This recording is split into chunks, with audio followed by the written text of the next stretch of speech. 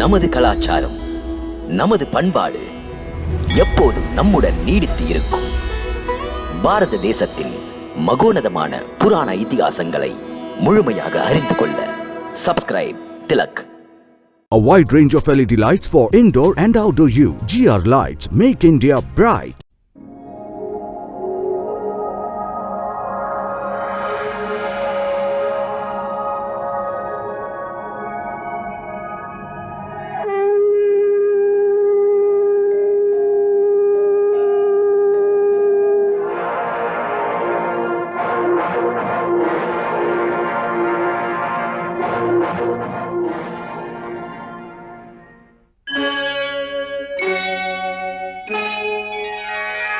Krishna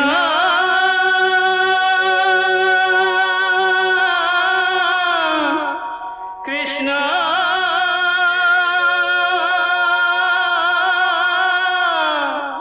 Hare Krishna Hare Hare.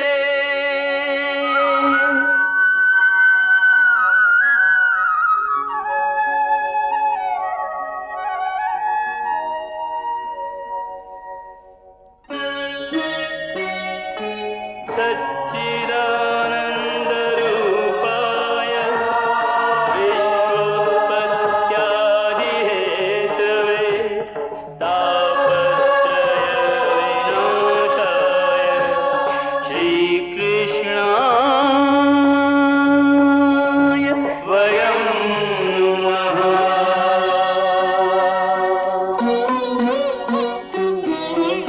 Shrikrishna Govind हरे मुरारे, हे नाथ नारायण वासुदेव. हरे कृष्ण राधे कृष्ण राधे राधे कृष्ण कृष्ण हरे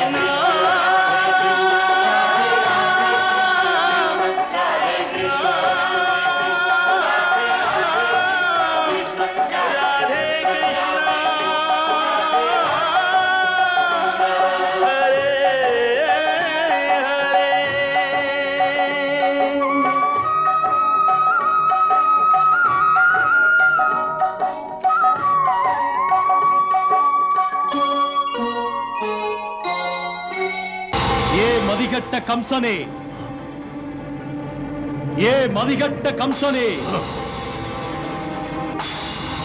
மதிகட்ட கம்சனே, யார் என்னை மரியாதையின்றி அழைப்பவன்? யார் என்னை என் பெயர் சொல்லி அழைப்பவன்? என் முன்னால் வா. ஏ மதிகட்ட கம்சனே, இது உன் பெருமைக்குரிய நேரம் அல்ல. உண்மையில் நீ இப்போது உன் கையால் உனக்கே தீயிட்டுக் கொள்ளச் செல்கிறாய்.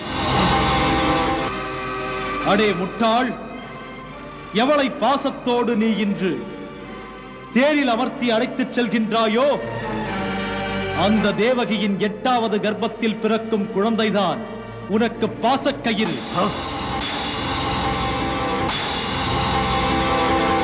இவளுடைய 8வது பிள்ளை உனக்கு யமனாவார். உன் பாசத் தங்கையின் பிள்ளை உனக்கு பாசக்கயிறு. உன் பாசத் தங்கையின் பிள்ளை உனக்கு பாசக்கயிறு. உன் பாசத் தங்கையின் பிள்ளை உனக்கு பாசக்கயிறு. பாசக்கயிறு, பாசக்கயிறா? என் தங்கையின் பிள்ளை என்னை கொல்லுவானா?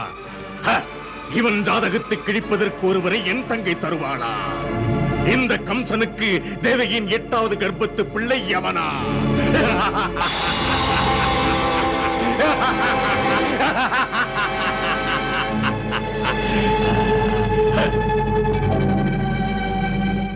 பாசக்கயிறாக வரும் பிள்ளையை பெற்று தரப்போகிறவளே, அஞ்சுகிறாயா தேவகி? என்னை அச்சுறுத்துவது உனது 8வது பிள்ளை.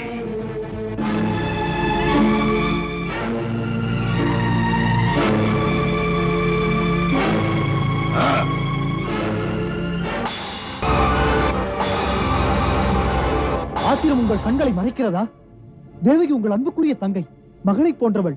திருமணத்தை நடத்தி வைத்த அண்ணன் மரணத்துக்கு காரணமாவதா? தடுக்காதே வசுதேவா. பிரச்சனைக்குரிய மூல காரணத்தை நான் ஒழித்தே தீருவேன்.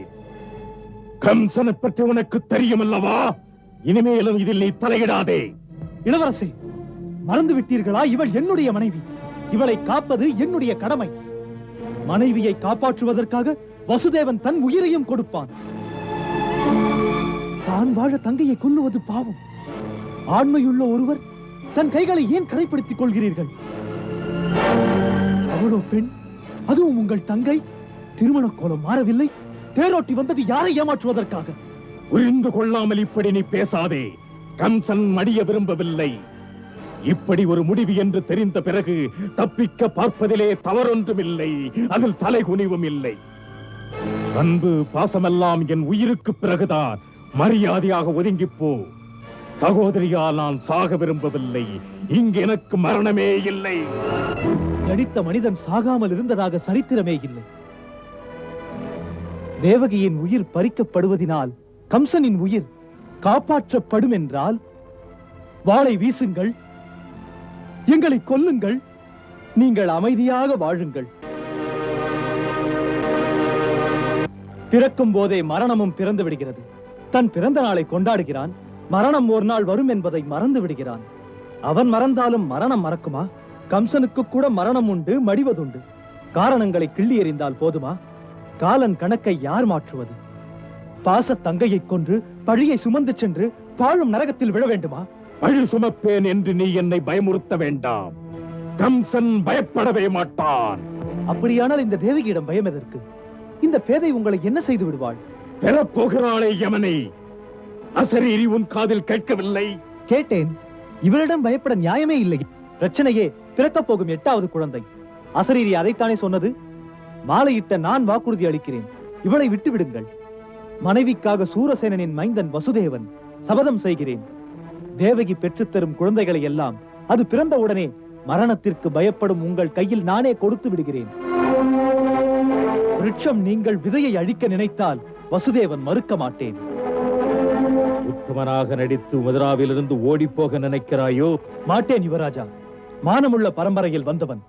8வது பிள்ளையை என் மனைவி பெற்றுத்தரும் வரையிலும் நாங்கள் மதுராவை விட்டு நகரவே மாட்டோம்.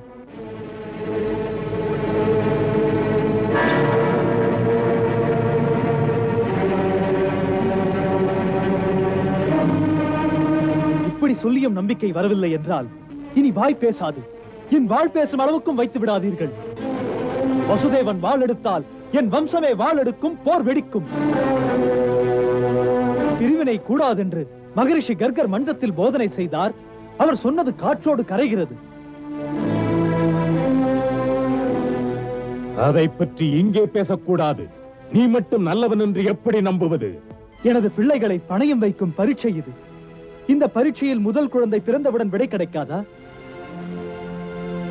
தலைப்பிள்ளையை தந்துவிட்டால் அப்பனின் நாணயம் தெரிந்து விடாதா? வாய்மையில் வளர்ந்தவன் நான். பொய்மையில் நான் வாழ்வதில்லை.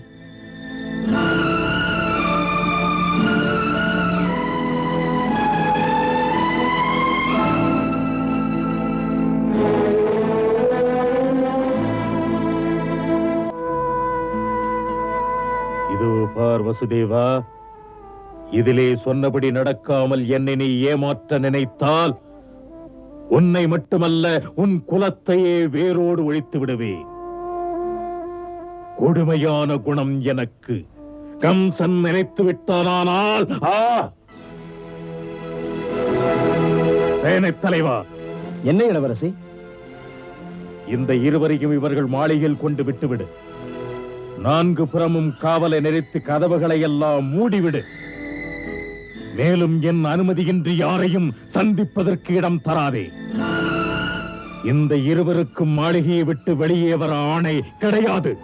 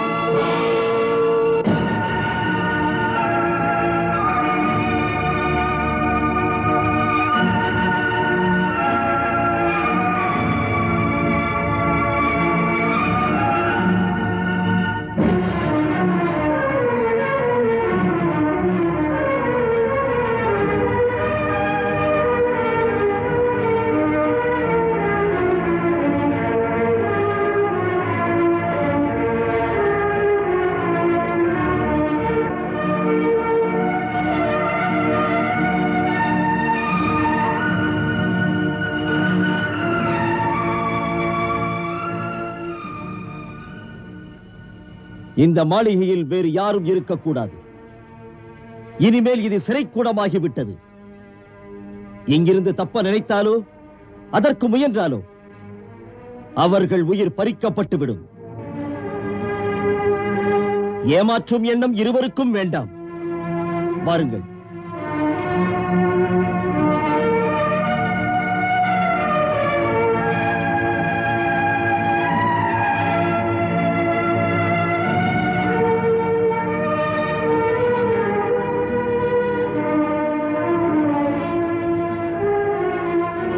யுவராஜர் கம்சனின் ஆணை இல்லாமல் யாரையும் உள்ளே விடக்கூடாது.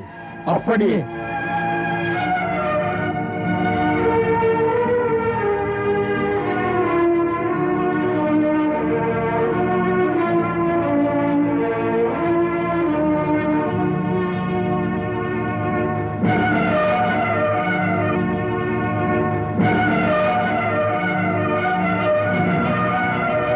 தேவி, இந்த மாளிகை உன்னை வரவேற்க அலங்கரிக்கப்பட்டது.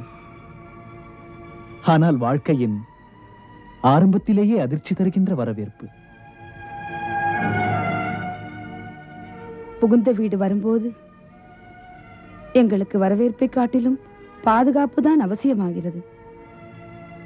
என் கணவரின் நேர்மையிலும் நிலைமாறா உறுதியிலும் பாதுகாப்பான இடத்திற்குத்தான் வந்தேன் என்று உணர்கிறேன்.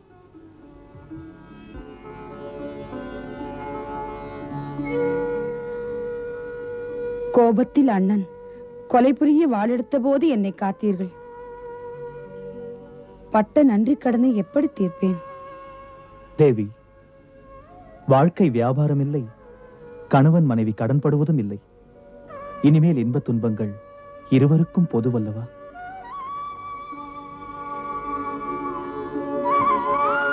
தெய்வம் எனக்கு நீங்கள்தான். இது பொய். நீங்கள் சொன்னதை நம்ப முடியவில்லை.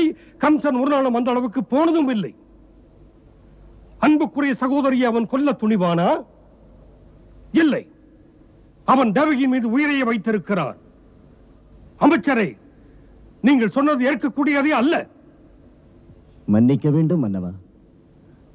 நடந்த நிகழ்ச்சிகள் மெய்காப்பாளர்கள் வீரர்கள் முன்னாலேயே நடந்தது. கோட்டையில் ரகசியமாய் நடக்கவில்லை. அதனால் நான் சொன்னேன். மன்னர் தவறாக நினைக்காதீர்கள். நல்லது. கம்சனை வரச் சொல்லி இருக்கிறேன். இது பற்றி கேட்கிறேன்.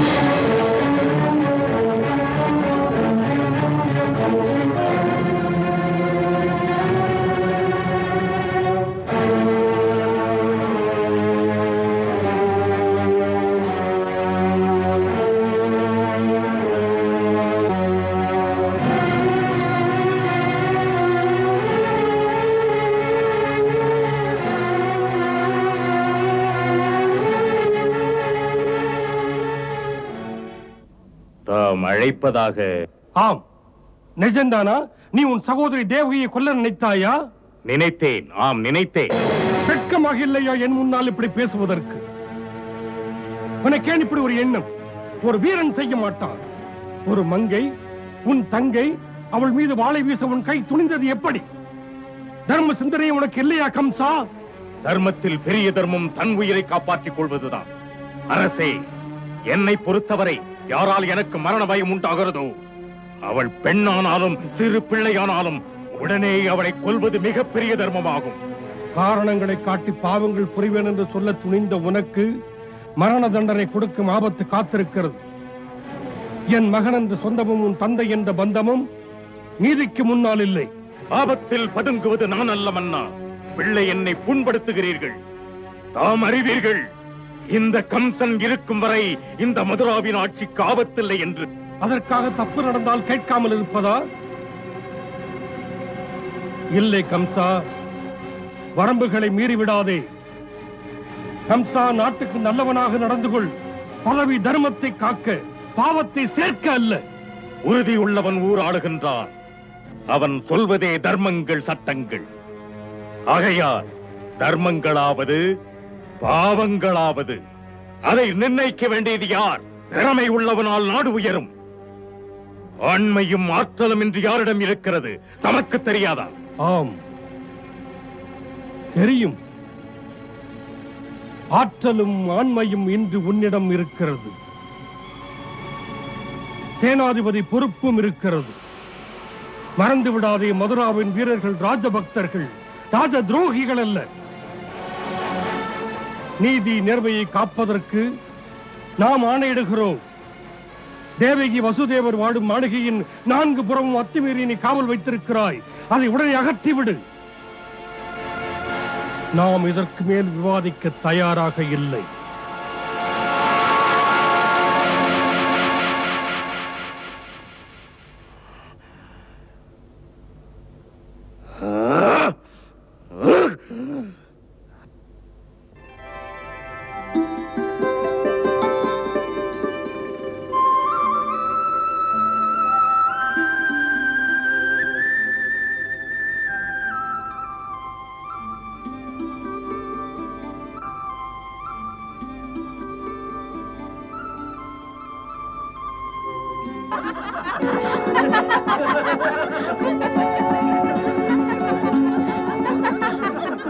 ஸ்வேதபாலா, சுவாமி, எல்லாரும் எப்படி உள்ளே வந்தீர்கள்? யாருமே உங்களை தடுக்கவில்லையா? சுவாமி, மகாராஜா உக்ரசேனர் ஆணையிட்டிருக்கிறார். மாளிகையிலிருந்து காவலர்களை உடனே அப்புறப்படுத்த வேண்டும் என்று. உங்களையும் சுதந்திரமாக விடுவித்திருக்கிறார். அப்படியா? ஆம் சுவாமி. கோவத்தில் மகாராஜா யுவராஜரை பலமாக கண்டித்திருக்கிறார்.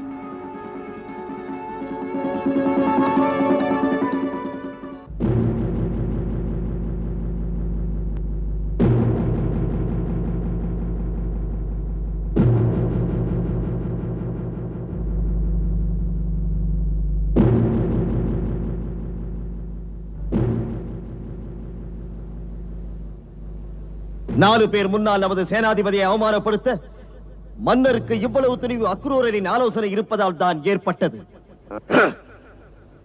அந்த விஷ்ணு குலத்தவரை எல்லாம் சிறையில் அடைக்க வேண்டும். கூடாது. அப்படி செய்வது ஆபத்தாக முடியும். முக்கியமாக நாம் கவனிக்க வேண்டிய கருத்து, மன்னர் சொன்னது போல மதுராவில் உள்ள சேனைகள் ராஜபக்தி உள்ளது, சுயநலமற்றது. யுவராஜரின் அந்தரங்க காவலர்கள் சிலரை தவிர மற்றவர்கள் மன்னருக்கு விரோதமாக நம் பக்கம் வரமாட்டார்கள். அப்படியானால் நாமெல்லாம் இந்த அவமானத்தை பொறுத்துக் கொள்ள வேண்டுமா? ஆம், ஆம் யுவராஜா. இந்த சமயம் அப்படி இருப்பதுதான் நல்லது. திறன்மிக்க யுவராஜர் வேறு அணுகுமுறையிலே சிந்தித்தால் அடுத்துள்ள நாட்டின் சேனைகளை எப்படியாவது மதுராவுக்குள் அழைத்து. எந்த சேனை? உங்களுக்கு 2 நண்பர்கள், மன்னன் பானாசுரன், மன்னன் பாமாசுரன். அவர்கள் உதவி செய்வார்கள். அவர்கள் எல்லை பகுதி நமது எல்லை பகுதியில் முடிகிறது. நல்ல வாய்ப்பு இது அவர்களின் உதவி பெறுவதற்கு. சாணூரா, நண்பன் நீதான் எனக்கு. சொல்வதை பக்குவமாக சொன்னாய். அமைதியற்ற நிலைமையில் ஆறுதல் கிடைக்குமா என்று மதுராவை விட்டு ஒரு சில நாள் பயணம் செல்லப் போகிறேன். போகும்போது நான் பானாசுரனையும் பாமாசுரனையும் பார்த்து ஒரு முடிவெடுக்கப் போகிறேன். வணக்கம் மன்னவா. வாருங்கள் அக்ரூரரே, வாழ்த்துக்கள்.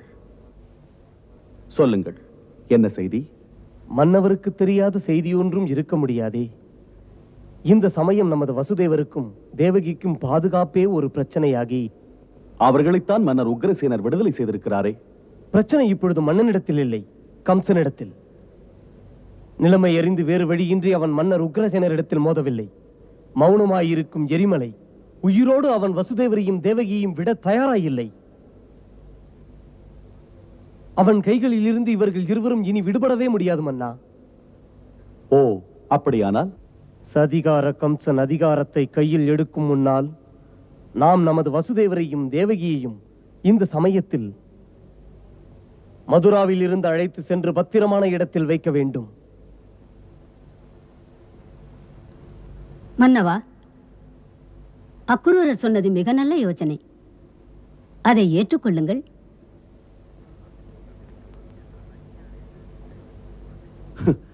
அப்படியே செய்யலாம். நீங்கள் போய் வசுதேவரிடம் சொல்லும். மன்னவா, தமது ஆணை இல்லாமல் நான் எப்படி சொல்வது? சூரசேன மன்னரை சொன்னார் என்று சொல்லும். சென்று வருகிறேன் மன்னவா.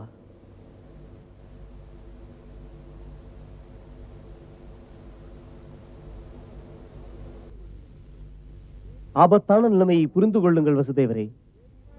எப்படியாவது நீங்கள் வேறு எங்காவது சென்று பாதுகாப்போடு இருப்பது அவசியம்.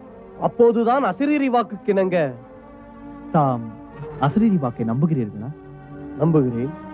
அப்படியானால் அசரீரி வாக்கின் உட்கருத்து உங்களுக்கு விளங்காமல் இருக்காதே. கருத்தா? கருத்துத்தான். அசரீரி வாக்கின் கருத்தில் எங்களது 8வது பிள்ளை கம்சனுக்கு யமனாகும் என்றால் எப்படியும் எங்களுக்கு 8வது பிள்ளை பிறக்கும் என்பதுதானே அர்த்தம். ஆமாம். அசரீரி வாக்கு அப்படி இருக்கும் போது நாங்கள் எங்கிருந்தாலும் எப்படி இருந்தாலும் என்ன, உயிரோடு இருப்பது நிச்சயம்தானே. பிறகு ஏன் எங்கள் காவலுக்கு இத்தனை ஆர்ப்பாட்டம்? வசுதேவரே, கடவுள் எந்த ஒரு மனிதன் கையிலும் அடுத்த மனிதனின் வாழ்வை முடிக்க அதிகாரம் தரவில்லை.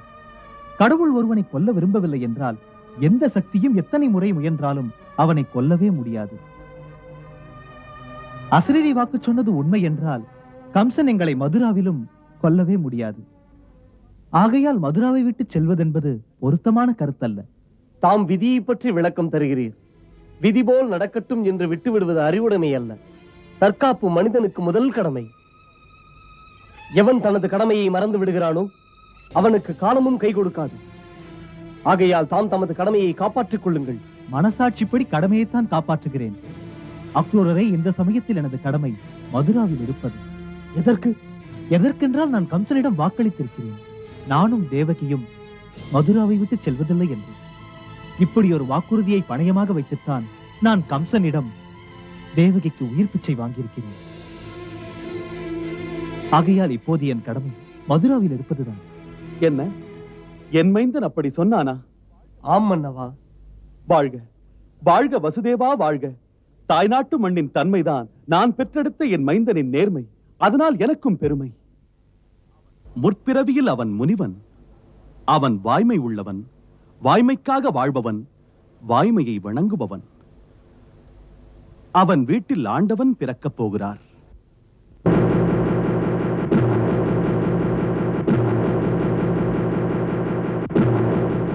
இப்போது மன்னர் தான் உன் எண்ணத்திற்கு எதிர்ப்பாக இருக்கிறார் என்றால் உடனே கம்சா நீ அவரை ஒழித்து விடு. இது சொல்லத்தான் மிக எளிதானது பாணாசுரா, ஆனால் செயலாக்க இயலாது. பொறுப்புள்ள சேனாதிபதி, சேனை இப்போது உன் கையில். சேனைகள் இப்போது என் கையில் தான். ஆனால் என் மீது பக்தி இல்லை. மதுராவின் சேனை ராஜபக்தியுடையது.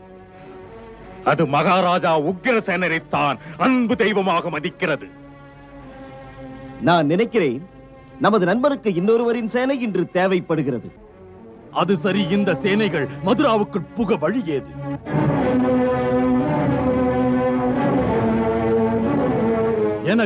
எனக்கு தெரிந்த வரையில் நமது சேனைகள் அணிவகுக்காமல் சிறு சிறு குழுவாக பிரிந்து மதுராவுக்குள் போகலாம்.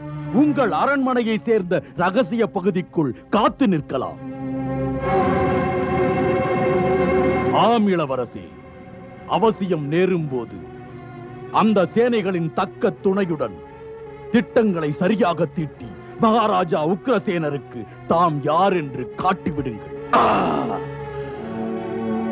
இந்த திட்டப்படி மகாராஜா உக்கிரசேனரின் பிரச்சனையை நான் தீர்த்தால் பிறகு எந்த பிரச்சனையின் எதிர்ப்பும் என்னை எதிர்த்து நிற்க நாளை தலை தூக்காது.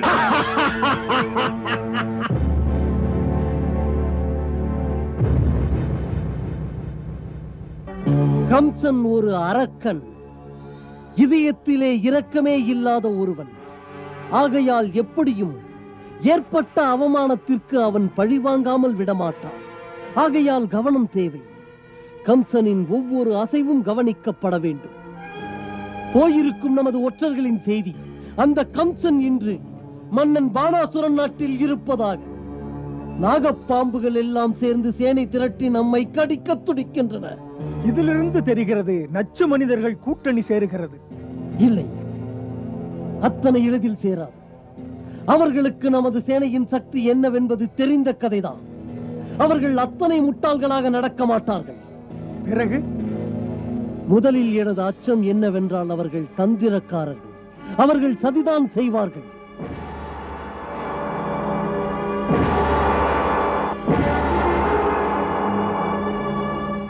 நன்கு சிந்தித்தால் பானாசுரன், சல்லியன், பாமாசுரனின் ரகசிய படைகள் திருட்டுத்தனமாக அரண்மனைக்குள் நுழைந்து பதுங்கிக் கொள்வார்கள். அவ்வாறே நடக்கப் போகிறது. அதனால் தான் கவனமாக இருக்க சொன்னேன். மதுராவுக்குள் நுழைந்து வரக்கூடிய ஒவ்வொரு வாசலிலும் வருவோர் போவோரை பாருங்கள். வெளி மாநிலத்தில் இருந்து யார் வந்தாலும் அவன் மீது ஒரு கண் இருக்கட்டும். அவன் என்ன செய்கிறான், எங்கு செல்கிறான் கவனியுங்கள். நினைவிருக்கட்டும், இதிலே நாம் ஏமாந்து விட்டால் அது அவனுக்கு வாய்ப்பாகி அந்த அரக்கன் எப்படியும் மகாராஜா உக்ரசேனரை கொல்வான். இந்தா தேவபாகா, மைந்தா, தேவகியிடம் என் வாழ்த்துக்களை சொல்லி பகவானின் இந்த பிரசாதத்தையும் கொடு. அவளை கலங்காதிருக்க சொல். அந்த பாக்கியவதி இறைவனை பெற்றெடுக்க போகிறாள். சந்தோஷம்தானே? அப்பாவும் அம்மாவும் அனுப்பியிருக்கிறார்கள். நீ கர்ப்பமாயிருப்பது தெரிந்தவுடனே என்னுடைய அண்ணாவின் மூலமாக உனக்கு பகவானின் பிரசாதம் அனுப்பியிருக்கிறார்கள். தைரியமாக இருக்க சொல்லி இருக்கிறார்கள். கவலைகள் 1000 இருந்தாலும் கடவுளை மறக்கக்கூடாது என்றார்கள். நீ பகவானின் தாயாக போகிறாய். அந்த நினைவோடு கணவனுக்கு துணை இருந்து. மனைவி தன் கணவனுக்கு துணைவிதானே? மன்னவரிடம் போய் கேளுங்கள். ஒரு மாதாவின் இதயம் கல்லாயிருக்குமா? மௌனம் எதற்கு? நீங்கள் தந்த வாக்குறுதிப்படியே பிள்ளை பிறந்தவுடன் அதை அண்ணனிடம் கொடுத்து விடுவீர்கள். அதை தடுக்க முடியாது. பெற்ற குழந்தையை பலியிடத் தருவதை விட இந்த பிறவிக்கு தாய்மையே வேண்டாம். மலடியாக இருந்துவிட்டு போகிறேன். இல்லை தேவிக்கு, இல்லை. நீ அப்படி நினைக்காதே. அப்படி நினைக்க கூடாது. இந்த முதல் கர்ப்பமே நீ வேண்டாம் என்று சொல்லிவிட்டால் உன் 8வது கர்ப்பத்தில் இறைவன் எப்படி அவதாரம் செய்வார்? இந்த உலகம் ஏற்கனவே கம்சன், ஜராசந்தன், பானாசுரன் போன்ற கொடியவர்கள் செய்யும் கொடுமையினால் திணறி தவித்துக் கொண்டிருக்கிறது. இப்போது தேவர்களும் உன் தாய்மையை ஆவலுடன் எதிர்நோக்குகிறார்கள். காலம் கனிந்து வருகிறது. நம்மை படைத்தவன் நம்மை காப்பதற்காக உன் வயிற்றில் பிறக்கப் போகிறான். தேவகி, 8வது பிள்ளைக்காக காத்திருக்க வேண்டும். 7 பிள்ளையும் இறந்து இருக்க வேண்டுமா? இதுதான் புருஷர்களின் தன்மை. தங்களுக்கு மட்டும் தாயுள்ளம் இருந்தால் என் தவிப்பும் தெரியும். தான் பெற்ற பிள்ளைகளை எல்லாம் நேசிப்பாள் தாய் என்பவள். ஆண்டவனை அவள் பெற்றாலும், அரக்கனாக ஒரு பிள்ளையை பெற்றாலும், பெற்றவளுக்கு 2 குழந்தைகளும் ஒன்றுதான்.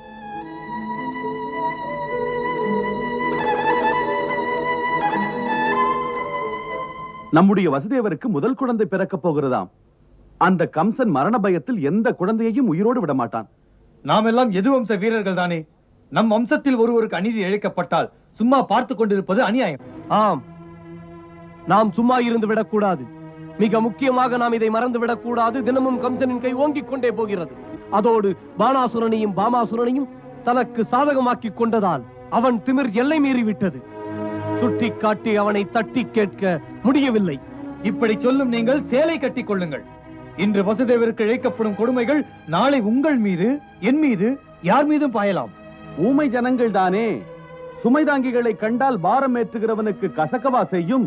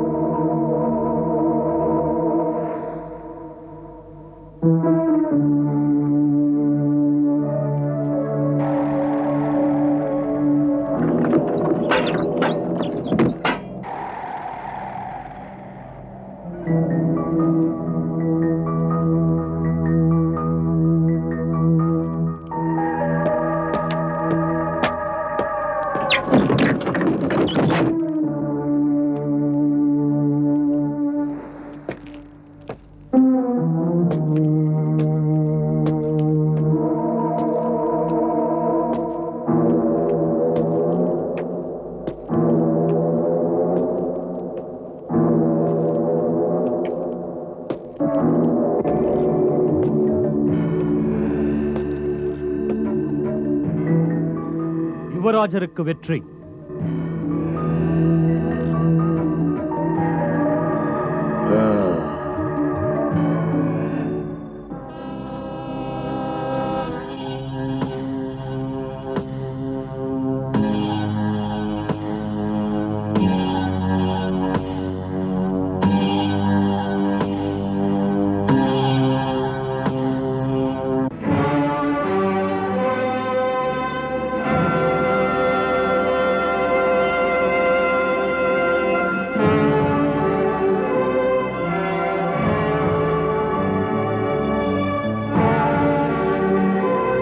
எதற்காக இங்கே இந்த மறைவான பகுதியில் இத்தனை வீரர்கள் ஏன் இருக்கிறார்கள்?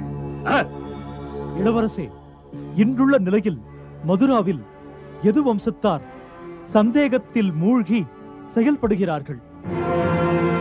இது ஆபத்து.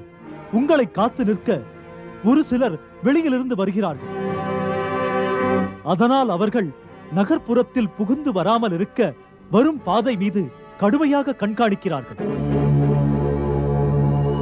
ஒரு புதுமுகம் ஊருக்குள் புகுந்து விட்டால் ஒற்றர்கள் பின்தொடர்கிறார்கள். யார் ஏன் என்று பார்க்க.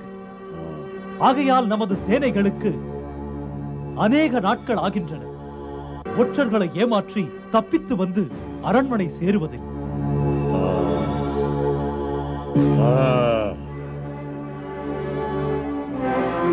வந்து சேர எவ்வளவு நாளாகும்? எவ்வளவு நாளாகும் என்கிறாய்? இன்றைய நிலைமைப்படி 3 மாதமாகும் என்று நினைக்கிறேன். உங்கள் மாமன் மன்னர் ஜராசந்தருக்கும் முக்கிய குறிப்புகள் போயிருக்கிறது. அது பற்றிய செய்தி உங்களுக்கு ஏதேனும் வந்ததா? நேற்று ஒரு ஒற்றன் மகதத்திலிருந்து வந்தான். அவன் சொன்னான், அங்கு மகாராஜா ஜராசந்தன் தமது சேனைகளின் விசேஷ பிரிவை மதுராவுக்கு போக அனுப்பியதாக. அது வந்து சேரும் இங்கே 1 மாதத்தில். முக்கியமாக அது மதுராவுக்குள் வராது. மதுராவிலிருந்து கொஞ்ச தூரத்தில் காட்டுப்பகுதியில் இருக்க போகிறது. அது தேவைப்படும் போது நமது செய்தியை பார்த்தவுடன் பருந்து போல் பறந்து வந்துவிடும். அதை எதிர்பார்த்து பொறுத்திருந்தால் தான் நல்லது. அப்படியே அந்த சமயத்தில் நமது சேனைகளும் அதனுடன் சேர்ந்து கொள்ளும். அப்படி சேர்ந்து விட்டால் அதனால் நம்முடைய பலம் எதிர்ப்புகளை தகர்க்கும். கம்சன் நினைத்தால் நடக்காதோ?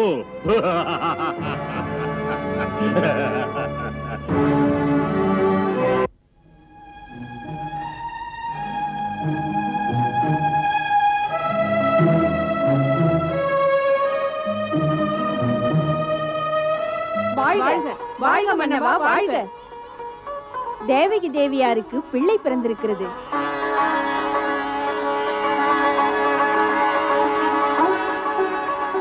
தேவகி நலம்தானே? நலமாய் இருக்கிறார். மயக்கம் தெளியவில்லை.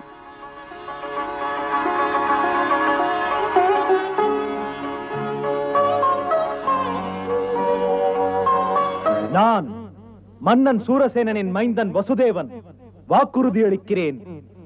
தேவகி பெற்றெடுக்கும் ஒவ்வொரு குழந்தையையும் பிறந்த உடனேயே நானே என் கையால் எடுத்து வந்து உங்களிடம் ஒப்படைக்கிறேன்.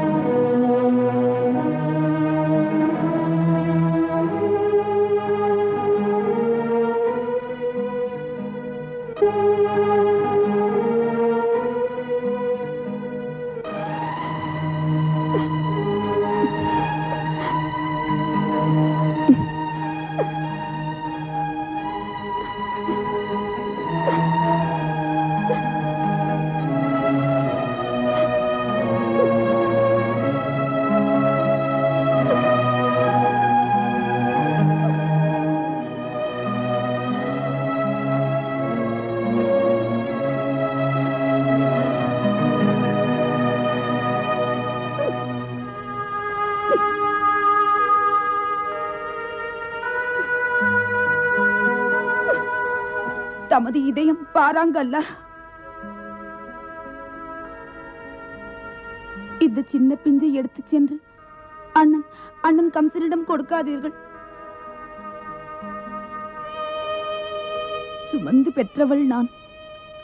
உங்களுக்கு தெரியாது ஒரு தாயின் கஷ்டங்கள். நம் மன்னரும் நம் பக்கம்தான் இருக்கிறார். அவர் கம்சன்னாவை கடுமையாக நடந்து கொள்ள விடமாட்டார். அப்படி என்னை பார்க்காதீர்கள். அண்ணனுக்காக என் பிள்ளையை பலி கொடுக்காதீர்கள்.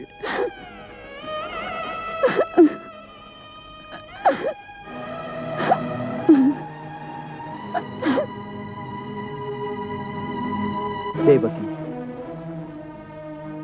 வாக்களித்து விட்டு மாற்றிக்கொள்வது என்பது மனிதனுக்கு என்றுமே புகழை தராது. ஆமாம் ஆமாம், உங்களுக்கு புகழ்தான் தேவை. நமது பிள்ளை தேவையில்லை. இல்லை தேவகி, புகழை பற்றி நான் சிந்தித்ததே இல்லை. மூச்சு விடும் போதெல்லாம் கடமையை பற்றி, கடவுளை பற்றி சிந்திக்கிறேன். உன்னை பற்றி சிந்திக்கிறேன். பாவியை நினைக்காதீர்கள்.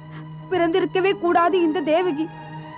தேவகி, கம்சனிடத்திலிருந்து உன்னுடைய உயிரை விலைக்கு வாங்கினேன். உன் உயிருக்கு விலைதான் நீ பெற்றெடுக்கும் குழந்தைகள். கொடுத்த வாக்கை நான் காப்பாற்றவில்லை என்றால் வாய்மைக்கு அது அழகல்லவே.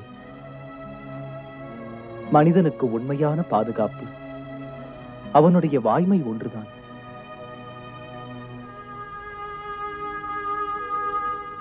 ஆண் பிள்ளை நீங்கள்.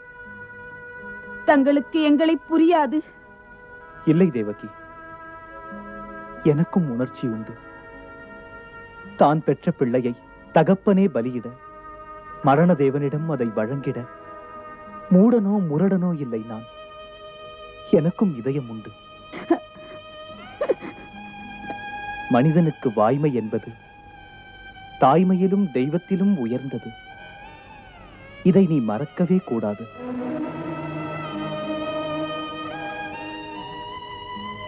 பிள்ளை பாசத்தை மறந்துவிட்டு வாய்மையை காக்க எனக்கு துணையாயிரு.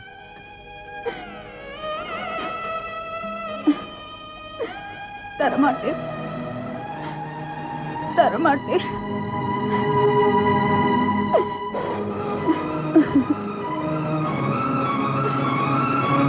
இல்லை,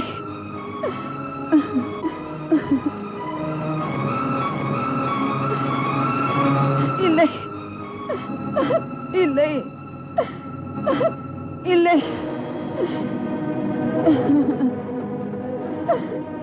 இல்லை, இல்லை, இல்லை.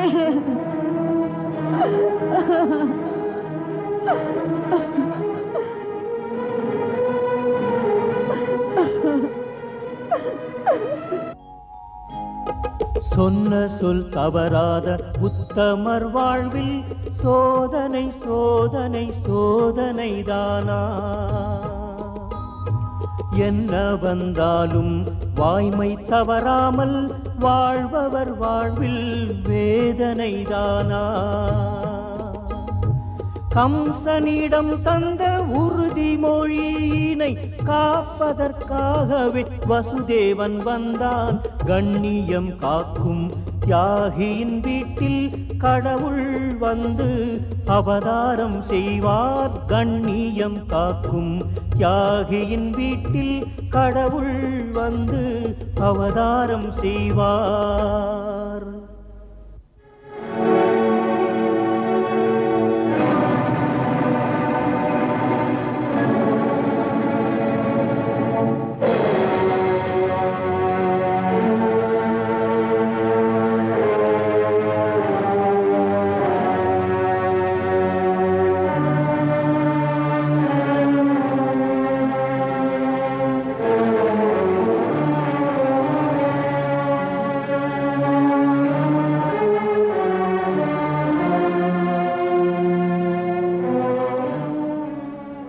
வந்துவிட்டேன். வாக்களித்தபடி வசுதேவன் தேவகி பெற்றெடுக்கும் பிள்ளைகளை ஒப்படைக்க வந்துவிட்டேன். உங்கள் சகோதரி பெற்ற முதல் குழந்தை.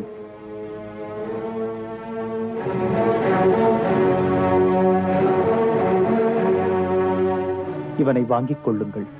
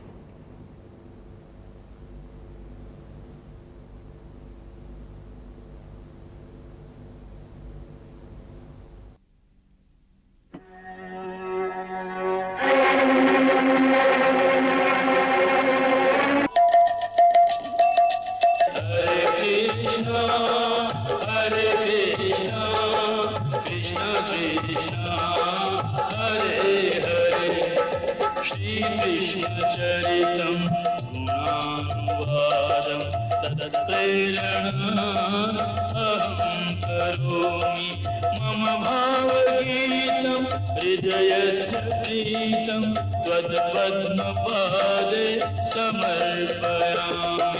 हरे राम राम राम हरे हरे, हरे कृष्ण कृष्ण कृष्ण हरे कृष्ण।